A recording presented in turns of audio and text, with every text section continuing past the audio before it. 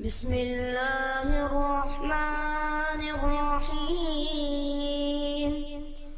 अल्लाहु वलियुल्लज़ीना आमनू युख़रिजुहुम मिनज़्ज़ुलुमाति इलन्नूर वल्लज़ीना कफ़रू औलियाउहुमुत-ताग़ूत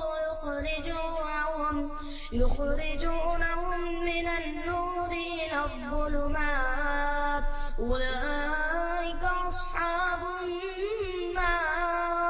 हुम फ़ीहा ख़ालिदून। अस्सलामु अलैकुम वरहमतुल्लाहि वबरकातुहू। अल्हम्दुलिल्लाहि रब्बिल आलमीन वस्सलातु वस्सलामु अला सय्यिदिल अंबियाइ वल मुरसलीन व अला आलिहि व सहबिहि अजमईन अम्मा बाद।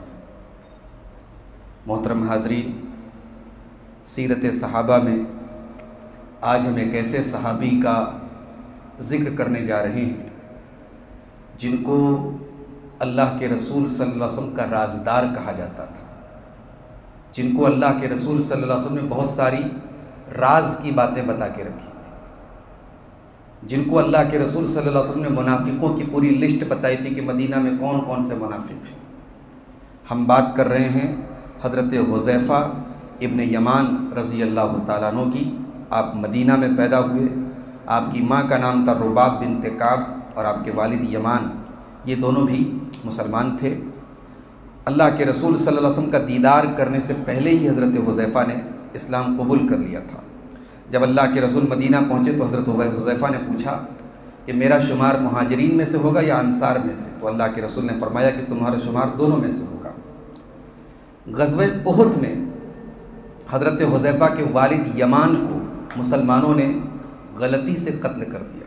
जंग की यानी हंगामी एक सूरत हाल होती है, उसमें मुसलमानों ने उनके ऊपर हमला कर दिया। वो चिल्लाते रह गए कि मेरे वालिद हैं, मेरे वालिद हैं, लेकिन तब तक उनको मुसलमानों के हाथों से इनके बाप का कत्ल हो गया।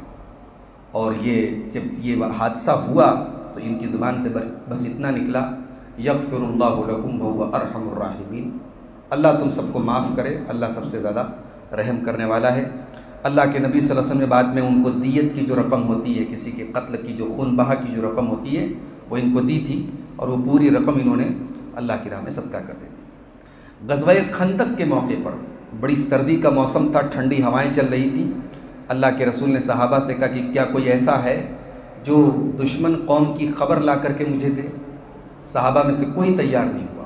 फिर अल्लाह के रसूल ने नाम ले करके कहा कि हुज़ैफ़ा तुम जाओ।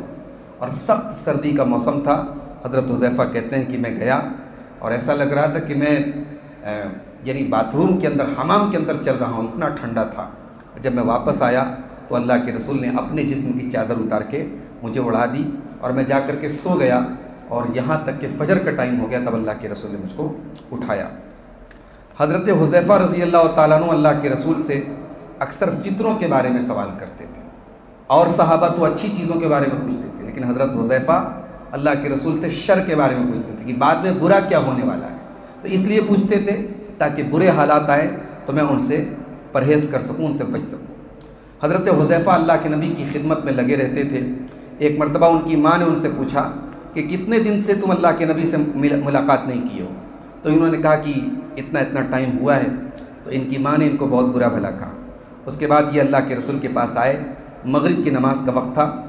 इन्होंने अल्लाह के रसूल के साथ मगरिब की नमाज़ पढ़ी और उसके बाद जब ये लौटने लगे तो अल्लाह के रसूल ने इनकी आवाज़ को सुना। अल्लाह के रसूल ने पूछा कौन? कहा हुज़ैफ़ा।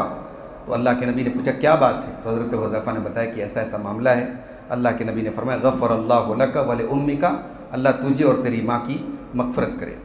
हज़रत उमर ने अपने दौर में हज़रत हुज़ैफ़ा को मदाइन का गवर्नर बनाया था और ये जब गवर्नर बन करके एक मामूली सा लिबास पहन करके खच्चर पे सवार होकर जब मदाइन पहुँचे तो वहाँ के लोग इस्तकबाल, नए गवर्नर का इस्तकबाल करने के लिए खड़े थे।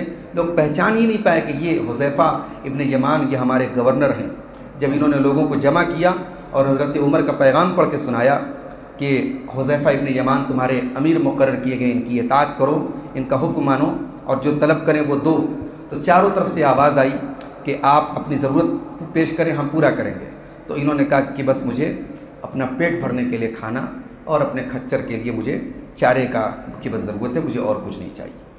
हज़रत हुज़ैफ़ा का मकाम हज़रत उमर की नज़र में इतना बड़ा था कि एक मरतबा हज़रत उमर ने सहाबा से कहा कि तमन्ना करो, आरज़ू करो। तो सहाबा जो मौजूद थे उन्होंने कहा हमारी तमन्ना है कि एक बड़ा सा कमरा हो और उस कमरे में ढेर सारे दिरहम और दीनार हों और हम उसको अल्लाह की राह में खर्च करें। हज़रत उमर कहते हैं अगर मुझसे पूछोगे तो मेरी तमन्ना ये है कि मेरे पास अबू उबैदा के जैसे, मुआज़ इब्न जबल के जैसे और हुज़ैफ़ा इब्न यमान के जैसे ढेर सारे लोग हों और मैं उनसे अल्लाह के दीन का काम लेता रहूँ। सन 36 हिजरी में मदाइन में हज़रत हुज़ैफ़ा की वफ़ात हुई। वफ़ात के पहले रोने लगे। पूछा क्या क्यों रो रहे हैं? तो कहा कि मैं इसलिए नहीं रो रहा हूँ कि दुनिया से जा रहा हूँ और मौत से डर रहा हूँ, बल्कि मैं इसलिए रो रहा हूँ कि मैं अपने रब के पास जा रहा हूँ, पता नहीं मेरा रब मुझसे राज़ी है या मेरा रब मुझसे नाराज़ है। उसके बाद इनके कफ़न के कपड़े, नए कपड़े इनके दोस्त लोग लेके आए तो इन्होंने कहा कि मुझे इसमें कफनाने की ज़रूरत नहीं है, मुझे 2 सफ़ेद चादरों में जिनके अंदर कोई कुर्ता ना हो मुझे कफना दो और कब्र के अंदर मुझे थोड़े टाइम रहना है, उसके बाद अल्लाह के सामने चले जाना है, मुझे नए कपड़ों में कफनाने की कोई ज़रूरत नहीं है। हज़रत उस्मान गनी की शहादत के 40 दिन के बाद आपका इंतकाल हुआ। सन 36 हिजरी में मदाइन में आप अल्लाह को प्यारे हुए। तो ये हज़रत हुज़ैफ़ा इब्न यमान हैं। इनकी ज़िंदगी में हमें बहुत सारी नसीहतें मिलती हैं। अल्लाह के रसूल सल्लल्लाहु अलैहि वसल्लम के बड़े राजदार सहाबी थे। जिस जनाजे में हज़रत हुज़ैफ़ा शामिल नहीं होते थे सहाबा समझ जाते थे कि वो जनाजा मुनाफिक का है। बल्कि हज़रत उमर ने कई मरतबा इनसे पूछा कि सच बताओ, अल्लाह के नबी ने जो लिस्ट बताई है तुम्हें मुनाफिकों की, कहीं उसमें मेरा नाम तो नहीं है? हज़रत हुज़ैफ़ा ने कहा कैसी बात करते हैं आप, हज़रत उमर फ़ारूक हैं, आपका नाम उसमें कैसे हो सकता है?